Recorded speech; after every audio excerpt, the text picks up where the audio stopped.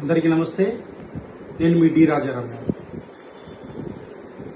నిన్న చేవెళ్ల ఎంపీ కొండా విశ్వేశ్వరరెడ్డి మాట్లాడుతూ ఏదైతే నీట్ పేపర్ లీక్ వ్యతిరేకంగా విద్యా వ్యవస్థను బాగుపరచాలని చెప్పేసి డిమాండ్ తోటి దేశవ్యాప్తంగా విద్యార్థులు యువత బయటకు వచ్చి పెద్ద ఎత్తున గత 35 రోజులుగా ఉద్యమం చేస్తే ఈయన ఏమంటాడంటే సంఘీభావం చెప్పకపోగా ఈయన ఏమంటాడంటే నరేంద్ర మోడీ కాబట్టే బాష్పాయు ప్రయోగాలు చేసిండు, నరేంద్ర మోడీ కాబట్టే పిల్లల తలలు కొట్టిండు, నరేంద్ర మోడీ కాబట్టే లైంగికంగా దాడి చేసిండు పోలీసులు అని చెప్తాడు. కానీ అమెరికాలో అయితే ఇంకా నరేంద్ర మోడీ కాబట్టి అట్లా చేసిండు, అమెరికాలో అయితే కాల్చి చంపేటోళ్ళు, వేరే దేశాలు అయితే కాల్చి చంపేటోళ్ళు అని మాట్లాడతాడు. నీకేమైనా సిగ్గుందా కొండా విశ్వేశ్వరరెడ్డి? అన్నం తింటున్నావు, గడ్డి తింటున్నావు. ఇలా విద్యార్థులు దేశవ్యాప్తంగా మొత్తం కూడా ఉద్యమం చేస్తుంటే యువతంతా బయటకు వచ్చి మాకు న్యాయం జరగాలని చెప్పేసి మాట్లాడుతుంటే 20 మంది పిల్లలు ఇలా నీట్ పేపర్ లీక్ అయ్యి ఆత్మహత్య చేసుకుంటే, ప్రతి సంవత్సరము నీట్ పేపర్ లీక్ అవుతుంటే, ప్రతి సంవత్సరము చేతగాక నరేంద్ర మోడీ ప్రభుత్వం పాలన వదిలేసి మొత్తం కూడా మీ మంత్రులు మీరంతా కూడా పాలన వదిలేసి ఇలా పాలన గాలికి వదిలేసి ఇలా పిల్లలందరూ కూడా ఇబ్బంది పడుతుంటే ఆత్మహత్యలు చేసుకుంటే వాళ్ళ తల్లులు మొత్తం దేశమంతా కూడా ఏడుస్తుంటే వీడు మాత్రము స్పందించకపోగా సపోర్ట్ చేయకపోగా కాల్చి పారేయాలి విద్యార్థులు అని చెప్పేసి అంటాడు. కాల్చేస్తావా? ఇలా నేను అడుగుతున్నాను, ఇలా విశ్వేశ్వరరెడ్డి, నీవేమో నీ పిల్లలేమో బయట చదువుతారు, అమెరికాలో చదువుతారు, మీ బీజేపీ నాయకుల పిల్లలందరూ అమెరికాలో చదువుతారు, యూరోప్ కంట్రీస్లో చదువుతారు, మీరేమో ప్రైవేట్ హాస్పిటల్స్ పెడతారు, దీని భార్య అపోలో హాస్పిటల్ నడుపుతుంది.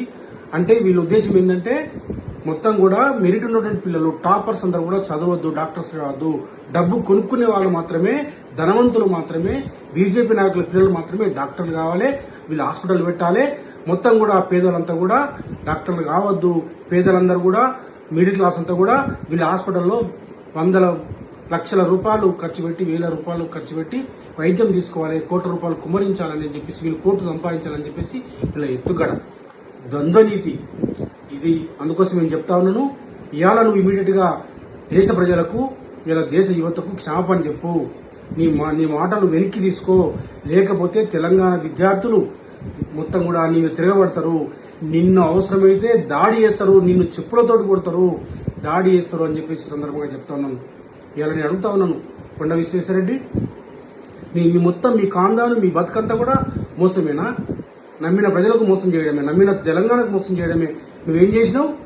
కేసీఆర్ గారు నీకు ఎంపీ టికెట్ ఇస్తే నువ్వు ఎంపీగా గెలిచిన తర్వాత రాజకీయ వ్యభిచారిగా మారి కాంగ్రెస్ పార్టీలో చేరిను, తర్వాత మళ్ళీ ఆ కాంగ్రెస్ పార్టీ వదిలేసి భారతీయ జనతా పార్టీలో చేరిను, ఈ ఎంపీ అయినావు. ఇలా ఈ రకంగా రాజకీయ వ్యభిచారం చేస్తున్నావు. అంతేకాదు, ఇలా కొండా విశ్వేశ్వరరెడ్డిని అడుగుతా ఉన్నాను, నీ తాత మోసం చేసిండు. కొండా వెంకట రంగారెడ్డి ఆ రోజు జెంటిల్మెన్ అగ్రిమెంట్ పేరిట మరి 56లో మీరు సీమాంధ్రులతో కుమ్మక్కై, మీ తాత మీ మామ మర్రి చెన్నారెడ్డి కుమ్మక్కై జెంటిల్మెన్ అగ్రిమెంట్ చేసుకున్నారు. ఆ రోజు బెజవాడ రాజగోపాల్ రెడ్డి తోటి, అట్లాగే నీలం సంజీవ్ రెడ్డి తోటి మీ తాత కుమ్మక్కై మొత్తం తెలంగాణను ఒక ప్రత్యేకంగా హైదరాబాద్ స్టేట్ ఉన్నటువంటి రాష్ట్రాన్ని ఆ రోజు ఉన్నటువంటి ముఖ్యమంత్రి భూమల రామకృష్ణ గారిని బెదిరించి ఆయన బ్లాక్మెయిల్ చేసి ఆ రోజు జెంటిల్మెన్ అగ్రిమెంట్ పేరిట తెలంగాణ తీసుకుపోయి ఆంధ్రతో కలిపి ఆంధ్రప్రదేశ్ ఏర్పడానికి మీరు కారణమేంటి? మీ తాత కారణమేంటి? మీ మామ కారణమేంటి? నీ మామ మర్రి చెన్నారెడ్డి 69లో విద్యార్థులు మొత్తం కూడా రక్తం చిందించి అనేక మంది చనిపోయి మరి ఆ రోజు తెలంగాణ ఉద్యమాన్ని మరి ముందుకు తీసుకుపోతే విద్యార్థులు, ఉద్యోగులు మొత్తం కూడా మరి ఎన్జిఓలు అందరూ కూడా, టీఎన్జిఓస్ విద్యార్థులందరూ కూడా ఉద్యమం చేసి తెలంగాణ ఆ రోజు ఉద్యమంలో చొరబడి మీ మామ మర్రి చెన్నారెడ్డి తెలంగాణ ప్రజాసమితి పేరు మీద 11 సీట్లు గెలిచి ఆ రోజు ఇందిరాగాంధీకి తాకట్టు పెట్టి తెలంగాణకు ద్రోహం చేసింది. నువ్వు కేసీఆర్ గారికి ద్రోహం చేసినావు, తెలంగాణ ప్రజలకు ద్రోహం చేసినావు, మీ బతుకంతా ద్రోహము. నేను చెప్తా ఉన్నాను, కొండా విశ్వేశ్వరరెడ్డి, ఇప్పటికైనా క్షమాపణ చెప్పు.